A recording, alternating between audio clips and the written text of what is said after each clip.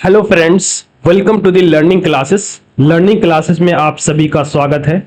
आज की क्लास हम लोग जीके और जीएस से रिलेटेड करने वाले हैं और फिर से हम लोग इसमें लगभग 40 क्वेश्चंस डिस्कस करेंगे और ये 40 क्वेश्चंस उतना ही इम्पोर्टेंट है जितना एग्जाम इम्पोर्टेंट है, क्योंकि मैंने रिसर्च करके प्रीवियस क्वेश्चंस पेपर जो बीपीएससी ने पूछे हैं उसको रिसर्च करके ऐसे क्वेश्चंस मैंने बनाया है जो बहुत ही ज़्यादा इम्पोर्टेंट है। तो प्लीज़ किसी भी क्वेश्चन को स्किप मत कीजिएगा, पूरी क्लास देखिएगा और पूरी क्लास में जो इंपॉर्टेंट इंफॉर्मेशन है उसको नोट डाउन कीजिएगा, क्योंकि मैं हमेशा बोलता हूं कि नोटबुक लेकर के बैठें, क्योंकि इंपॉर्टेंट इंफॉर्मेशन आपको नोट डाउन करने हैं।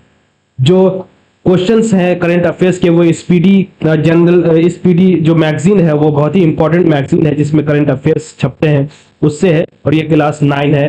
चलते हैं दोस्तों, बिना किसी देरी की क्लास की शुरुआत करते हैं। ये आप लोगों के लिए प्लीज चैनल को सब्सक्राइब कर लीजिएगा, वीडियो को लाइक जरूर कीजिएगा, शेयर जरूर कीजिएगा और बेल आइकन को प्रेस तो जरूर कीजिए, क्योंकि बेल आइकन को प्रेस करने से अगली क्लास की नोटिफिकेशन आप तक सबसे पहले पहुंचती है। तो दोस्तों आगे बढ़ते हैं। दोस्तों समय, टाइम के बारे में 2-3 लाइनें मुझे याद आ गई तो मैं सोचा कि आप लोगों को सुना दूं कि दोस्त समय बड़ा बलवान होता है। समय के बारे में सबको शिकायतें होती हैं कि यार मेरा अच्छा टाइम नहीं चल रहा है, मेरा अच्छा समय अभी नहीं आया है। दोस्तों उन सभी के लिए मैं कहना चाहता हूं कि दोस्त समय आएगा, सबके लिए आएगा। समय की बस एक ही खूबसूरती है कि वो समय बदलता जरूर है। इसलिए दोस्तों अगर आपका समय अच्छा चल रहा हो तो उस टाइम को गनीमत जानिए और अपनी जिंदगी को संवारने में लगा दीजिए। और अगर आपका टाइम अच्छा नहीं चल रहा है तो डटे रहो दोस्त, बिखरना मत, क्योंकि अगर तुम डटे रहे, नहीं बिखरे, तो तुम्हें पता नहीं है वो सब कुछ तुम्हें मिलेगा जो तुमने कभी सपने में भी नहीं सोचा होगा। दोस्तों वापस आते हैं क्लास की तरफ। आज का जो पहला क्वेश्चन है, which Indian actress has recently been nominated for Hollywood walk of fame star. हाल ही में किस भारतीय अभिनेत्री को हॉलीवुड वॉक ऑफ फेम के सितारे के लिए नामित किया गया है? Priyanka Chopra, Aishwarya Rai Bachchan, Deepika Padukone, more than one of the above, none of the above.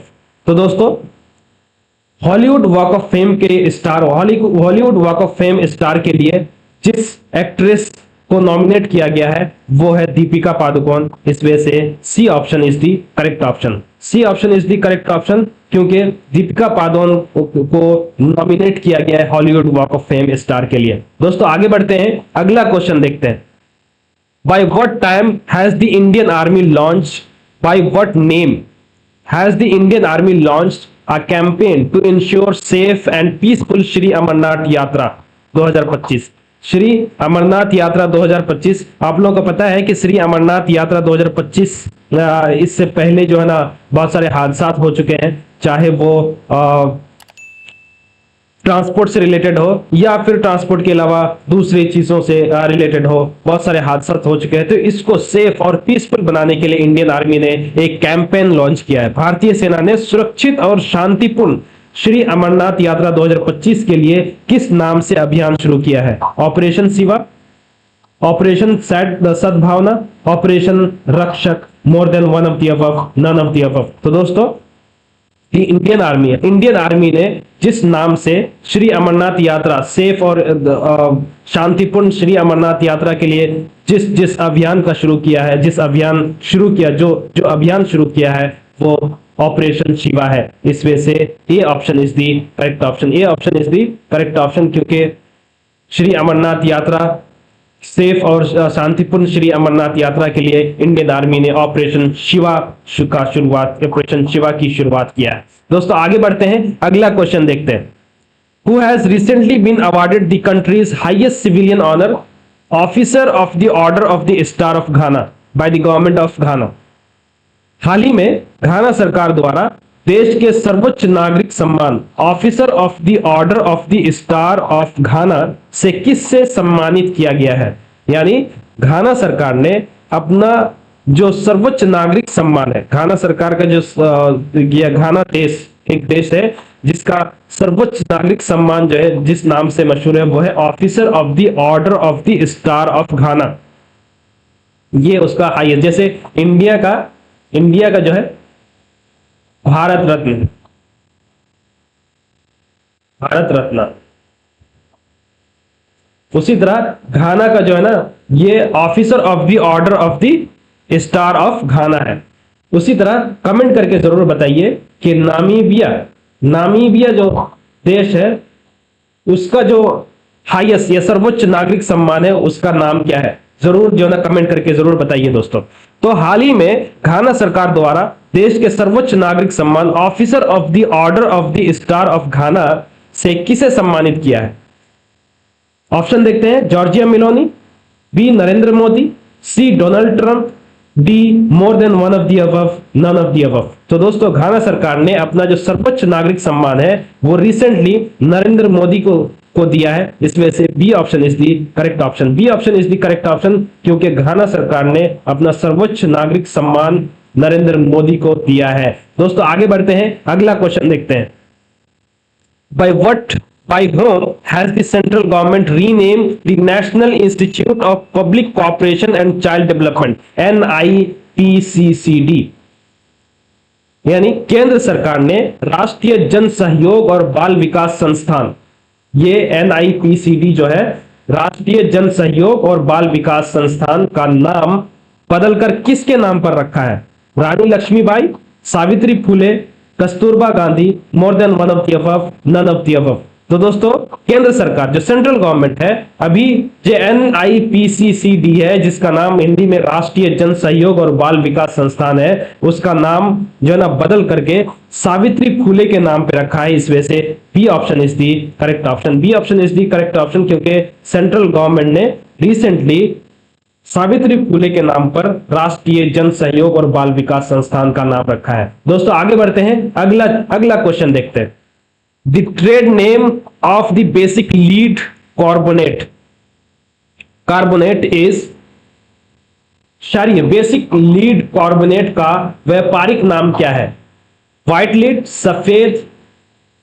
सफेदा जिसको बोलते हैं, व्हाइट लीड बोलते हैं, रेड लीड, सिंदूर, रेड लीड बोलते हैं, लिथार्ज जिसको बोलते हैं मोर than one of the above, उपर्युक्त में से एक से अधिक, नन ऑफ द अबव, ये उपर्युक्त में से कोई नहीं। तो दोस्तों जो बेसिक लीड कार्बोनेट का व्यापारिक नाम है वो व्हाइट लीड है। इस वजह से ये option is the correct option, ये सफेदा है, सफेदा व्हाइट लीड जिसको बोलते हैं, व्हाइट लीड नहीं बल्कि व्हाइट लीड बोलते हैं। तो सफेदा इज द करेक्ट ऑप्शन। दोस्तों आगे बढ़ते हैं, अगला क्वेश्चन देखते हैं। The central government has recently approved the establishment of a state of art PM Mitra Textile Park in Virudhunagar of which state? केंद्र सरकार ने हाल ही में किस राज्य के विरुधुनगर में अत्याधुनिक पीएम मित्रा टेक्सटाइल पार्क की स्थापना की मंजूरी दी है? अच्छा, केंद्र सरकार ने एक पार्क की स्थापना की मंजूरी दी है और उस पार्क का नाम है अत्याधुनिक पीएम मित्रा टेक्सटाइल पार्क। इस पार्क की की स्थापना है, इसकी मंजूरी जो सेंट्रल गवर्नमेंट ने दी है वो किस स्टेट में जो ना इसकी स्थापना की जाएगी, ये क्वेश्चन है। यानी केंद्र सरकार ने हाल ही में किस राज्य के विरुधुनगर में अत्याधुनिक पीएम मित्रा टेक्सटाइल पार्क की स्थापना की मंजूरी दी है?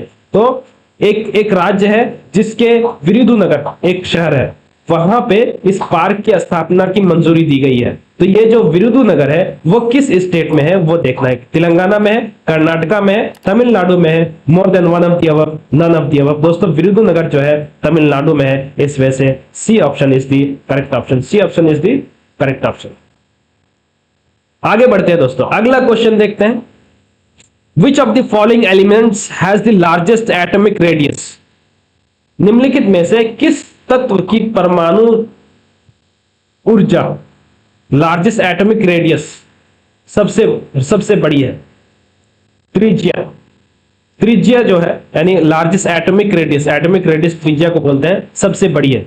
लिथियम की है, बेरिलियम की है, या बोरॉन की है, या मोर than one of the above की है, या नन ऑफ द अबव की है? दोस्तों निम्नलिखित में से जो बेरिलियम है, ये जो तत्व है इसकी परमाणु ऊर्जा ये परमाणु रेडियस जो होता है, परमाणु जो रेडियस होता है वो सबसे ज्यादा, इनमें से सबसे ज्यादा, इस वजह से B option is the correct option, B option is the correct option. आगे बढ़ते हैं दोस्तों, अगला क्वेश्चन देखते हैं। Where was the Indian navy's newest warship INS Tamal F-71 recently launch? Indian navy का जो सबसे नई जो वारशिप INS तमाल F-71 है, रिसेंटली लॉन्च हुआ है, वो कहां लॉन्च हुआ है, ये क्वेश्चन है। भारतीय नौसेना का सबसे नया युद्धपोत INS तमाल F-71 हाल ही में कहां लॉन्च किया गया है? मुंबई इंडिया में, कलिंगराड रशिया में, सेंट पीटर्सबर्ग रशिया में, या मोर than one of the above या नन ऑफ द अबव? तो दोस्तों ये जो इंडियन नेवी का नया युद्धपोत INS तमाल है, यानी newest warship INS Tamal F-71 है, वो रिसेंटली जो है ना कलिंगराड रशिया में इसका लॉन्च किया गया, रशिया में इसको लॉन्च किया गया है। इस वजह से B option is the correct option, B option is the correct option. आगे बढ़ते हैं दोस्तों, अगला क्वेश्चन देखते हैं। The phenomena of photoperiodism in plants was discovered by, पौधों में प्रतिदिकालिता की खोज करने वाले कौन है? Garner and Allard, Stuart and Salisbury, Thimann and Skoog. Garner और एलर्ट, स्टुअर्ट और सैलिसबरी, थीमैन और स्कूप। उपर्युक्त में से कोई नहीं, उपर्युक्त में से कोई नहीं, उपर्युक्त में से एक से ज्यादा या उपर्युक्त में से कोई नहीं। तो दोस्तों जो पौधों में जो प्रतिदिकालिता है, इसकी जो खोज किए हैं वो गार्नर और एलार्ड ने किया है, गार्नर और एलार्ड ने किया। इस वजह से ये option is the correct option, ये option is the correct option. आगे बढ़ते हैं दोस्तों, अगला क्वेश्चन देखते हैं। Who has recently been appointed by the central government as the newest chief of intelligence agency, research and analysis wing RAW? ये जो इंटेलिजेंस एजेंसी है, ये रॉ जो है रिसर्च एंड एनालिसिस विंग, ये इंटेलिजेंस एजेंसी है, और इसका एक नया चीफ जो सेंट्रल गवर्नमेंट ने अपॉइंट किया है, वो कौन है? केंद्र सरकार के द्वारा हाल ही में खुफिया agency research and analysis wing raw के लिए रॉ के नए प्रमुख के रूप में किसे नियुक्त किया है? ऑप्शन देखते हैं। Tapan Deka, Parag Jain, Ravi Sinha, more than one of the above, none of the above. तो दोस्तों सेंट्रल गवर्नमेंट ने इस जो रॉ जो इंटेलिजेंस एजेंसी है, research and analysis wing intelligence agency है, इसका चीफ जो नियुक्त किया है वो पराग जैन को किया है। इस वजह से B option is the correct option, B option is the correct option. आगे बढ़ते हैं दोस्तों, अगला क्वेश्चन देखते हैं। Silent valley of Kerala is preserved because, Kerala की शांत घाटी साइलेंट वैली जिसको बोलते हैं, संरक्षित है क्योंकि ये जो साइलेंट वैली, केरला का जो साइलेंट वैली है, संरक्षित है क्योंकि it contains very rare species of plants and animals, इसमें पौधों और जानवरों की बहुत ही दुर्लभ प्रजातियां पाई जाती हैं। बी ऑप्शन देखते हैं। The soil is rich in minerals, मिट्टी खनिजों से भरपूर है। The area of land were used extensively for agricultural purposes, more than one of the above, none of the above. कृषि परियोजनाओं के लिए भूमि के क्षेत्रों का बड़े पैमाने पर उपयोग किया जाता है। उपयोग में से कोई नहीं, या इस एक से अधिक, या उपयोग में से कोई नहीं। तो दोस्तों केरल की जो शांत वैली है, शांत घाटी है, साइलेंट वैली है, वो संरक्षित है क्योंकि इसमें पौधों और जानवरों की बहुत ही दुर्लभ प्रजातियां पाई जाती है। A option is the correct option, A option is the correct option, क्योंकि केरल की जो शांत वैली है, इसमें पौधों और जानवरों की बहुत ही दुर्लभ प्रजातियां पाई जाती है। इस वजह से केरल की शांत घाटी संरक्षित है। दोस्तों आगे बढ़ते हैं, अगला क्वेश्चन देखते हैं। Where has the Home Minister Amit Shah recently inaugurated the national headquarters of the Turmeric Board? गृह मंत्री अमित शाह ने हाल ही में हल्दी बोर्ड के राष्ट्रीय मुख्यालय का उद्घाटन कहां किया है? राष्ट्रीय मुख्यालय यानी हल्दी बोर्ड के जो राष्ट्रीय मुख्यालय का जो उद्घाटन है वो कहां किया है? किसने किया? गृह मंत्री अमित शाह ने किया है। वो कहां किया, हमें ढूंढना है। निजामाबाद तेलंगाना, गुंटूर आंध्र प्रदेश, सांगली महाराष्ट्र। तो दोस्तों अमित शाह ने हल्दी बोर्ड का जो मुख्यालय, राष्ट्रीय मुख्यालय है, उसका उद्घाटन निजामाबाद तेलंगाना में किया है। इस वजह से A option is the correct option, A option is the correct option. आगे बढ़ते हैं दोस्तों, अगला क्वेश्चन देखते हैं। During the normal respiration in a mammal the diaphragm, जिसको बोलते हैं यानी स्तनधारी में सामान्य श्वसन के दौरान डायफ्राम होता है, यानी स्तनधारी में during the normal respiration in a mammal the diaphragm, स्तनधारी में सामान्य श्वसन के दौरान डायफ्राम होता है। क्या होता है? Arch, flatten, lowered, more than one of the above, none of the above. तो दोस्तों स्तनधारी में जो सामान्य श्वसन के दौरान डायफ्राम होता है वो आर्च होता है, धनुषाकार होता है, ये भी सही है, ये ऑप्शन सही है। और फ्लैटन होता है, चपटा होता है, ये भी सही है। लोवर्ड होता है, ये सही नहीं है। नीचे धंसा हुआ होता है, ये सही नहीं है। तो दोस्तों A and B are the correct option. जब एक से ज्यादा सही हो जाए तो हमारा D option is the correct option, D option is the correct option. आगे बढ़ते हैं दोस्तों, अगला क्वेश्चन देखते हैं। In which city has the country's first digital house addressing system has been launched? देश का पहला डिजिटल हाउस एड्रेसिंग सिस्टम किस शहर में लॉन्च किया गया है? देश का पहला डिजिटल एड्रेसिंग सिस्टम, देश का पहला डिजिटल हाउस एड्रेसिंग सिस्टम कहां लॉन्च किया, किस शहर में लॉन्च किया गया? इंदौर में, जयपुर में, सूरत में, more than one of the above या नन ऑफ द अबव। तो दोस्तों देश का जो पहला डिजिटल हाउस एड्रेसिंग सिस्टम है वो इंदौर में लॉन्च किया गया, इंदौर शहर में लॉन्च किया गया है दोस्तों, इंदौर शहर में लॉन्च किया गया है, इंदौर शहर में लॉन्च किया गया है। इसमें से A is the correct option, A is the correct option, क्योंकि देश का सबसे पहला digital house addressing system Indore में लॉन्च किया गया है। दोस्तों आगे बढ़ते हैं, अगला क्वेश्चन देखते हैं। अगला क्वेश्चन यह है कि the most important cell type associated with the immunity of the body, शरीर के प्रतिरोधक क्षमता से जुड़ी सबसे महत्वपूर्ण कोशिका प्रकार है। The most important cell type associated with the immunity of the body is, शरीर के प्रतिरोधक क्षमता से जुड़ी सबसे महत्वपूर्ण कोशिका क्या है? कोशिका में से एक आप बोल सकते हैं।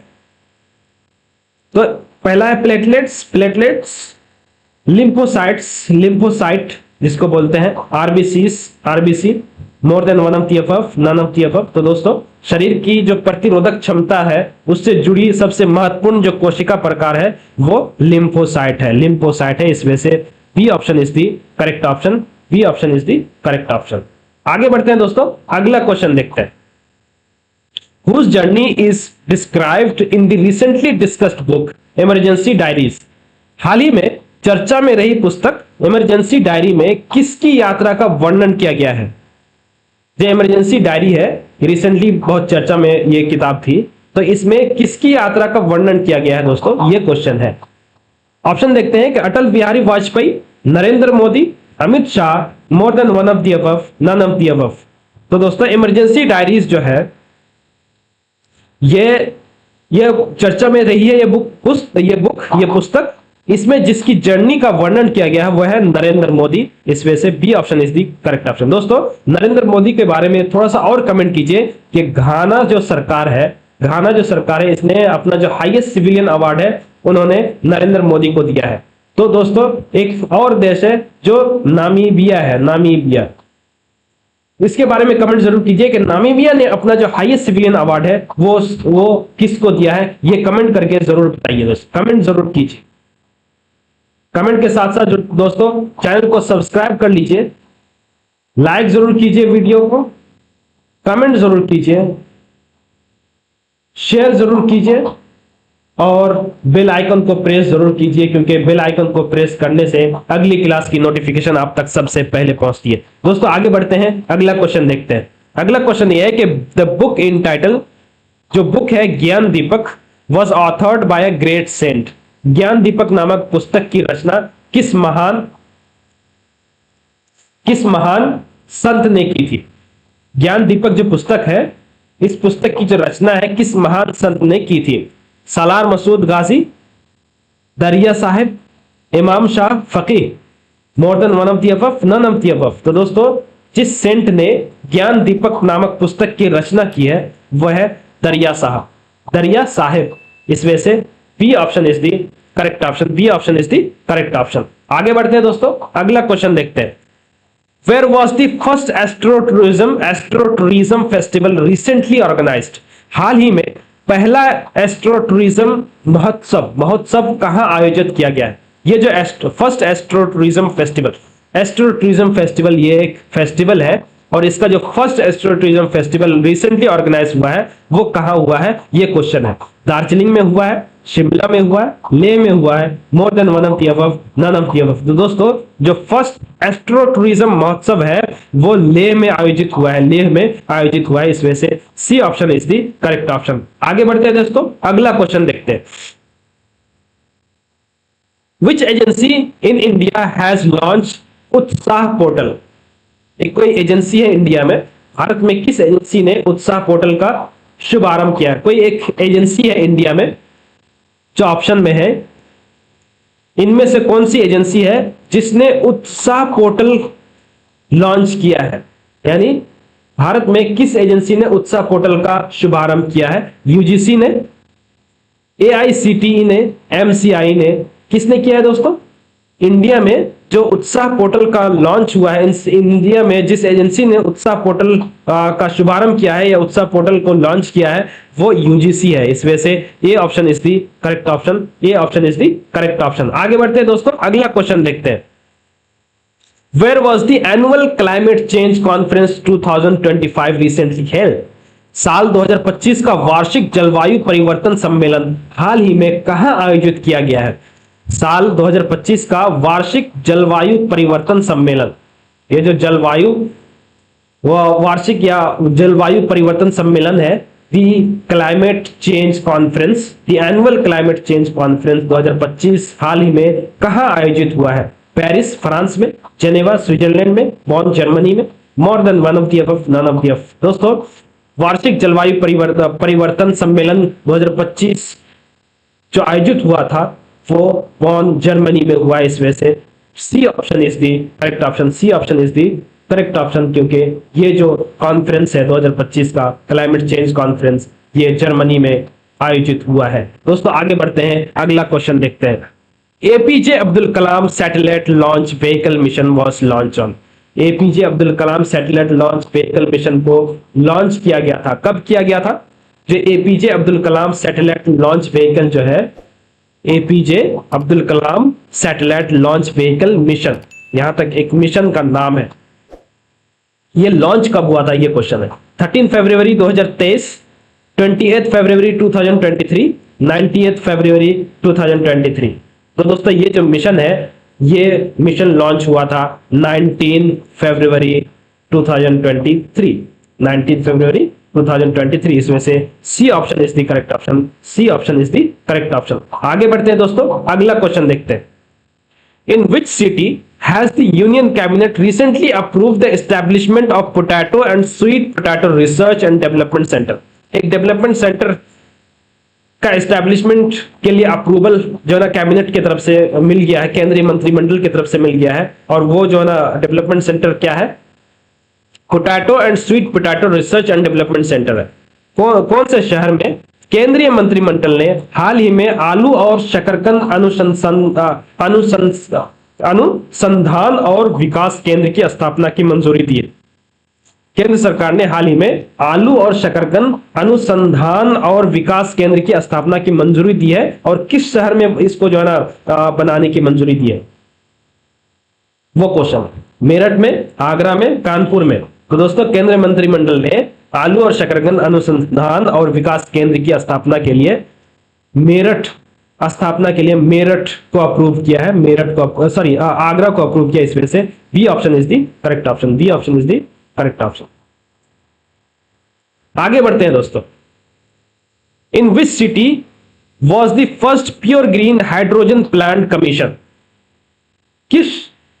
किस शहर में प्रथम शुद्ध हरित हाइड्रोजन संयंत्र चालू किया गया था? यानी किस शहर में the first pure green hydrogen plant जो ना स्टार्ट हुआ था, ये क्वेश्चन। हैदराबाद में, मुंबई में, पुणे में, more than one of the above, none of the above. तो दोस्तों ये जो प्योर ग्रीन हाइड्रोजन प्लांट है वो हैदराबाद में स्टार्ट नहीं हुआ था। इस वजह से है। A option is the wrong option. Mumbai में भी नहीं हुआ था, इस वजह से A option is the B option is the wrong option. C और पुणे में भी नहीं हुआ था। जब ए बी सी गलत हो जाए तो डी भी गलत हो जाएगा, इस वजह से E option is the correct option. E option is the correct option. अब जानेंगे कि प्योर ग्रीन हाइड्रोजन प्लांट कहां स्टार्ट हुआ था। ये जोरहाट आसाम में, जोरहाट आसाम में हुआ था दोस्तों, ये याद रखिए,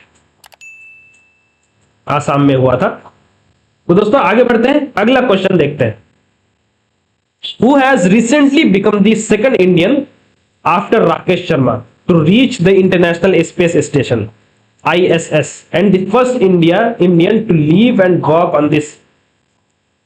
तो दोस्तों अगर हम लोग क्वेश्चन को देखें कि राकेश शर्मा जो है वो फर्स्ट इंडियन था जो स्पेस गया था, इंटरनेशनल स्पेस गया था। राकेश शर्मा पहला जो ना इंडियन था जो स्पेस गया था, लेकिन हमें यह ढूंढना है कि वो कौन सा सेकंड इंडियन है जो स्पेस किया है और फर्स्ट इंडियन है जो वहां पर रह करके काम किया। राकेश शर्मा जो है ना वहां पर रहकर काम नहीं किया, बस इंटरनेशनल स्पेस स्टेशन गया और वापस आ गया। लेकिन दोस्तों जो सेकंड इंडियन है वो इंटरनेशनल स्पेस गया और वहां पर के रह करके काम भी किया, वो हमें ढूंढना है ये क्वेश्चन। तो हाल ही में कौन राकेश शर्मा के बाद अंतरराष्ट्रीय अंतरिक्ष स्टेशन ISS तक पहुंचने वाला दूसरा भारतीय बना है और इस पर रहने और काम करने वाला पहला भारतीय। दोस्तों ऑप्शन देखते हैं, Kalpana Chawla, Ravish Malhotra, Shubhanshu Shukla, more than one of the above, none of the above. तो दोस्तों अभी शुभांशु शुक्ला बहुत ज्यादा न्यूज पे है, अभी वापस आकर के इंडिया भी आया हुआ है। तो ये जो शुभांशु शुक्ला है वो सेकंड इंडियन है जो इंटरनेशनल स्पेस स्टेशन पहुंचा है और वहां पर रह करके काम भी किया, इस वजह से C option is the correct option. C option is the correct option. आगे बढ़ते हैं दोस्तों, अगला क्वेश्चन देखते हैं। Which year has been declared by UNO as the International Year of Millets? संयुक्त राष्ट्र संघ द्वारा किस वर्ष को अंतरराष्ट्रीय मिलेट वर्ष घोषित किया गया। मिलेट जो है दोस्तों, मिलेट ये कुछ फसलों के नाम है, कलेक्टिव फसलों के नाम है, जैसे ज्वार हो गया, बाजरा,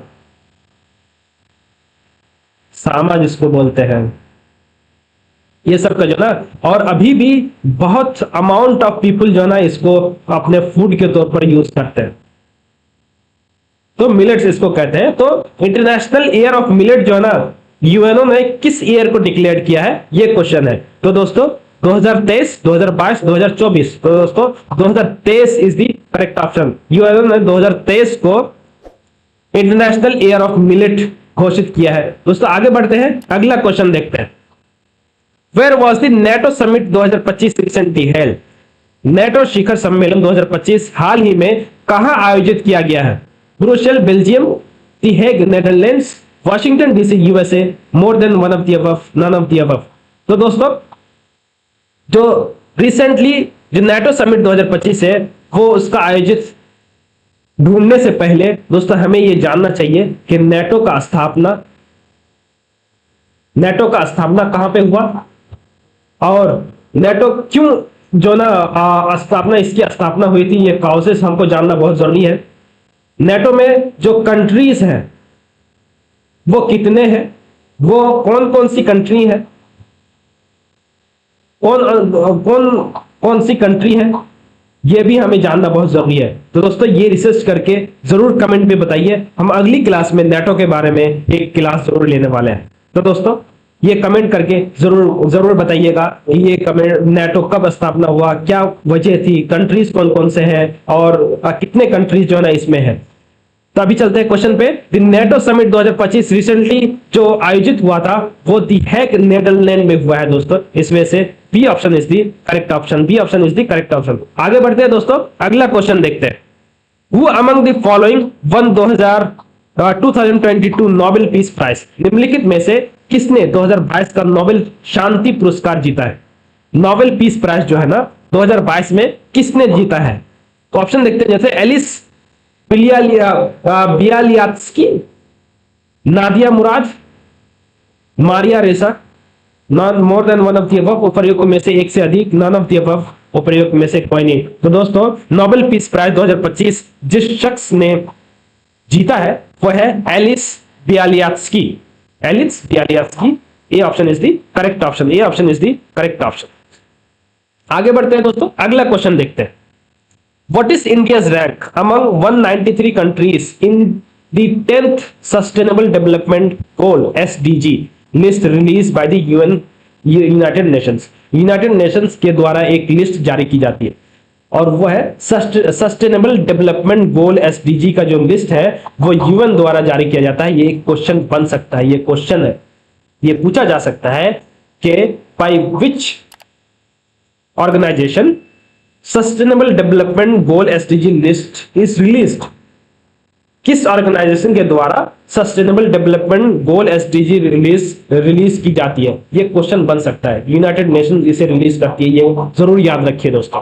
और अभी जो 10th sustainable development goal SDG list जारी हुई है वो यूनाइटेड नेशन ने जारी किया है, उसमें इंडिया का रैंक क्या है 193 कंट्रीज में। संयुक्त राष्ट्र द्वारा 10वें सतत विकास लक्ष्य एसडीजी की सूची में 193 देशों में 193 देशों में भारत का स्थान क्या है? 92nd, 99th, 112th, more than one of the above, none of the above. तो दोस्तों इस लिस्ट में जो इंडिया का रैंक है वो 99th है। इस वजह से B option is the correct option, B option is the correct option.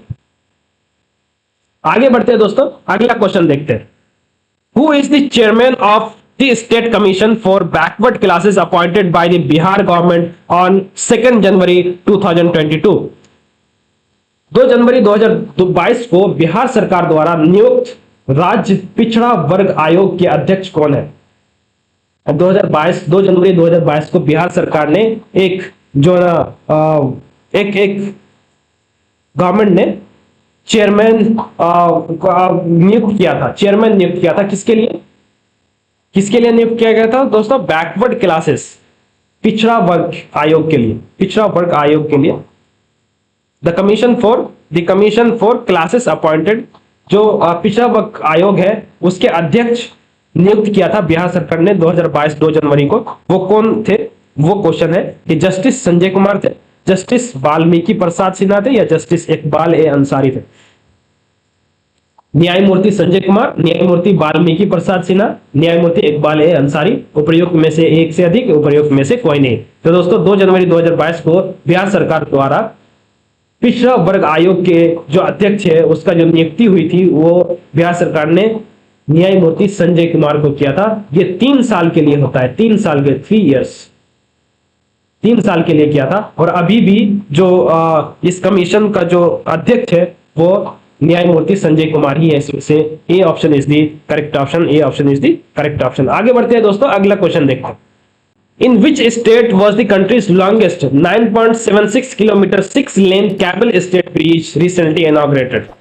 अच्छा, कंट्री के जो किस स्टेट में हमारे देश का जो सबसे लंबा 9.76 किलोमीटर 6-लेन कैबल ब्रिज इनॉग्रेट किया गया है? हाल ही में देश का सबसे लंबा 9.76 किलोमीटर 6 लेन वाला केबल पुल का उद्घाटन किस राज्य में किया गया है? हाल ही में देश का सबसे लंबा 9.76 किलोमीटर 6 लेन वाला केबल ब्रिज, केबल पुल का उद्घाटन किस राज्य में किया गया है? राजस्थान में, हरियाणा में, बिहार में, more than one of the above, none of the above. तो दोस्तों देश का सबसे लंबा 6 लेन वाला जो केबल पुल है उसका उद्घाटन बिहार में किया गया है। इस वजह से C option is the correct option, C option is the correct option. आगे बढ़ते हैं दोस्तों, अगला क्वेश्चन देखते हैं। Which was the first movie in Bhojpuri? Bhojpuri की पहली फिल्म कौन सी है दोस्तों? गंगा मैया तो है प्यारी चढ़ाइबो, Kanyadaan, Nadiya Ke Paar, more than one of the above, उपर्युक्त में से एक से अधिक, नन ऑफ द अबव, उपर्युक्त में से कोई नहीं। तो दोस्तों भोजपुरी की पहली जो फिल्म है वो है गंगा मैया तो है प्यारी चढ़ाइबो। दोस्तों ये पहली फिल्म है, पहली फिल्म। आप देखिए नाम जो है ना कितना अच्छा लग रहा है, लेकिन अगर जो नई मूवीज आ रही है भोजपुरी की वो बहुत ही जो है ना एक तरह से ओपननेस को जाहिर करता है। मैं जो है ना भोजपुरी इंडस्ट्री को मैं गलत नहीं कहूंगा, लेकिन यह है कि थोड़ा सा जो ना समाज का भी ख्याल रखना चाहिए कि उतना ज्यादा ओपननेस नहीं आना चाहिए। पहली जो फिल्म है उससे पता चलता है कि भोजपुरी जो कल्चर है वो बहुत ही अच्छा कल्चर है, पहले पता था। इस वजह से ये option is the correct option. Ganga मैया तो है प्यारी चिड़ै वो एक अच्छी मूवी थी, भोजपुरी की पहली मूवी थी। दोस्तों आगे बढ़ते हैं, अगला क्वेश्चन चल देखते हैं। अगला क्वेश्चन ये है, who has become the first Indian to complete NASA's international air and space programme. जो नासा का जो international air and space programme है उसे कंप्लीट करने वाला पहला इंडियन कौन है? कौन पहला भारतीय बन गया है जिसने नासा के अंतरराष्ट्रीय एयर एंड स्पेस प्रोग्राम को पूरा किया है? Swati Mohan, Rangeti Jahnavi, Sirisha Bandla, more than one of the above, none of the above. तो दोस्तों अंतरराष्ट्रीय एयर एंड स्पेस प्रोग्राम जो नासा का प्रोग्राम है उसे कंप्लीट करने वाला जो पहला भारतीय है वो दांगेती जानवी है। इस वजह से B option is the correct option. B option is the correct option. आगे बढ़ते हैं दोस्तों, अगला क्वेश्चन देखते हैं। Arrange the following thermal power projects of India from east to west. Bharat के निम्नलिखित थर्मल पावर प्रोजेक्टों को पूर्व से पश्चिम दिशा में व्यवस्थित कीजिए। पूर्व से पश्चिम दिशा में करना है, पहले पूर्व आएगा उसके बाद पश्चिम। तो दोस्तों इसमें जो कोटा है ये राजस्थान में है, ये वेस्ट में है, सबसे वेस्ट कोस्ट में पड़ता है। नामरूप जो है ये डिब्रूगढ़ आसाम में, ये ईस्ट में पड़ता है नामरूप। ये ओबरा जो है ये ईस्टर्न यूपी में पड़ता है। ये परीक्षा जो है ना ये वेस्टर्न यूपी में पड़ता है, ये वेस्टर्न यूपी में पड़ता है। दोस्तों एक्सट्रीम वेस्ट जो होगा, लास्ट का जो ऑप्शन होगा ये 1 होगा। तो जैसे सी में हम देख रहे हैं कि लास्ट में एक्सट्रीम वेस्ट में 1 है। उसके बाद जो ईस्टर्न यूपी है, नामरूप जो है ना सबसे लास्ट में आएगा, क्योंकि नामरूप जो है ना पहले ईस्ट की तरफ पहले आएगा तो 2 नंबर पहले आएगा, तो 2 नंबर पहले है। ओबरा ईस्टर्न यूपी में है तो ईस्टर्न यूपी जो है ना पहले ईस्ट में आएगा 3 नंबर, रीचा वेस्टर्न यूपी में तो 4 नंबर है। तो इसमें से सी ऑप्शन हमारा सही हो जाएगा। तो दोस्तों ये लोकेशन भी जरूर याद रखिए, कोटा जो थर्मल पावर है ये राजस्थान में है, नामरूप जो है ना डिब्रूगढ़ आसाम में है, ओबरा ईस्टर्न यूपी में है, प्रीचा जो है ना वेस्टर्न यूपी में है। ये जरूर याद रखिए दोस्तों, C option is the correct option. आगे बढ़ते हैं दोस्तों, अगला क्वेश्चन देखते हैं। In which field has the government of India announced the institution of Bhagwan Birsa Munda award. Bharat सरकार ने भगवान बिरसा मुंडा की अवार्ड पुरस्कार की स्थापना किस क्षेत्र में किया है? स्पोर्ट्स में, मेडिसिन में, लिटरेचर में, more than one of the above, none of the above. तो दोस्तों भारत सरकार ने भगवान बिरसा मुंडा पुरस्कार की स्थापना मेडिसिन क्षेत्र में किया है। इस वजह से B option is the correct option. B option is the correct option. आगे बढ़ते हैं दोस्तों, अगला क्वेश्चन देखते हैं। अगला क्वेश्चन है कि the spray bottles used as window और हाउस होल्ड क्लीनर्स और perfume sprayer work on. Window या घरेलू क्लीनर या परफ्यूम स्प्रेयर के रूप में इस्तेमाल की जाने वाली स्प्रे बोतलें निम्नलिखित में से किस पर काम करती हैं? कैपिलरी एक्शन, केशिका क्रिया, बर्नौलीज प्रिंसिपल, बर्नौली का सिद्धांत, पास्कल्स लॉ, पास्कल का नियम, मोर than one of the above, उपयुक्त में से एक से अधिक, या नन ऑफ द अबव, उपयुक्त में से कोई नहीं। तो दोस्तों विंडो या घरेलू क्लीनर या परफ्यूम स्प्रेयर के रूप में इस्तेमाल की जाने वाली जो स्प्रे बोतलें हैं वो किस सिद्धांत पे काम करता है? दोस्तों ये बर्नौली के सिद्धांत पे काम करता है। इसमें से B option is the correct option. B option is the correct option. आगे बढ़ते हैं दोस्तों, अगला क्वेश्चन देखते हैं। अगला क्वेश्चन ये है कि the chief minister of which state has announced a pension of 1100 for all senior citizen. All senior citizen के लिए 1100 यानी 1100 रुपये का जो पेंशन है वो किस स्टेट के चीफ मिनिस्टर ने अनाउंस किया है? किस राज्य के मुख्यमंत्री ने सभी वरिष्ठ नागरिकों के लिए 1100 रुपये की पेंशन की घोषणा की है? मध्य प्रदेश के चीफ मिनिस्टर ने, बिहार के चीफ मिनिस्टर ने, झारखंड के चीफ मिनिस्टर ने, more than one of the above, none of the above. तो दोस्तों रिसेंटली 1100 रुपये का जो पेंशन है पूरे और सब जो ना पेंशन है वो सभी वरिष्ठ नागरिकों के लिए बिहार के चीफ मिनिस्टर ने ये अनाउंस किया है और मिलना भी शुरू हो चुका है। इस वजह से B option is the correct option, B option is the correct option. दोस्तों दोस्तों ये आज का हमारा लास्ट क्वेश्चन था। क्लास की का एंड यहीं पे होता है। अगली क्वेश्चन अगली जो क्लास होगी वो उर्दू ग्रामर से रिलेटेड होगी और उर्दू नज्म की जो दूसरी क्लास है, नज्म निगारी की जो दूसरी क्लास में, क्योंकि नज्म निगारी में अभी भी शोरा को पढ़ना जरूरी है, शोरा के बारे में जानना जरूरी है, तो उसके बारे में जो क्लासेस होने वाले हैं। सीटेट की जो क्लास है वो बहुत ही जल्दी जो ना सीटेट की क्लासेस होना शुरू हो जाएगी। तो दोस्तों इस क्लास में बस यहीं तक, मिलते हैं अगली क्लास में, तब तक के लिए बहुत बहुत शुक्रिया।